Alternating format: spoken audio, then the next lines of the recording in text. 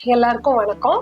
வெல்வோம் அறிவுசார் குறைபாடுடையோர் பயிற்சி மையத்திலிருந்து நான் வாங்கி நம்ம சென்டர்ல நம்ம பிள்ளைங்களை வச்சு நம்ம காளா வளர்க்குறோம். காளா வளர்க்கறதுனால அறிவுசார் குறைபாடுடையோர்களுக்கு என்னென்ன நன்மைகள் அப்படிங்கறத நம்ம இந்த வீடியோல பார்க்க போறோம். உங்க எல்லாருக்கும் தெரியும், காளா வளர்க்கறது ஒரு சிஸ்டமேட்டிக் அப்ரோச். காளா வளர்க்கறதுக்கு முதல்ல வைக்கோல சின்ன சின்ன துண்டுகளா கட் பண்ணணும். அதுக்கப்புறமா அதை வேக வச்சு, அப்புறம் அதை ஆற வச்சு, அதுக்கப்புறம் அதை பேக்கெட்ல போட்டு அதுல காளா சீட்ஸ் எல்லாம் தூவிட்டு அதை ஒரு பெட் மாதிரி ரெடி பண்ணணும். இது ஒரு பெஸ்ட் ஃபைன் மோட்டார் ஆக்டிவிட்டி. அது மட்டும் இல்லாம காளா வளர்ந்ததுக்கு அப்புறமா அந்த காளான கையாலேயோ இல்லாட்டி சிசர் வச்சோ அதை கட் பண்ணி அதை எடுக்கிறதும் ஒரு best fine motor activity. Time management பத்தி கத்துக்கணும்னா இன்டெலெக்சுவலி சேலஞ்ச்டு பர்சனுக்கு காளா வளர்க்க கத்து கொடுத்தாலே போதும். ஏன்னா ஒரு சமயத்துல அவங்க 1 மணி நேரத்துக்கு ஒரு தடவை தண்ணி ஊற்றணும், அதுக்கப்புறமா 2 மணி நேரத்துக்கு ஒரு தடவை தண்ணி ஊற்றணும். இந்த மாதிரி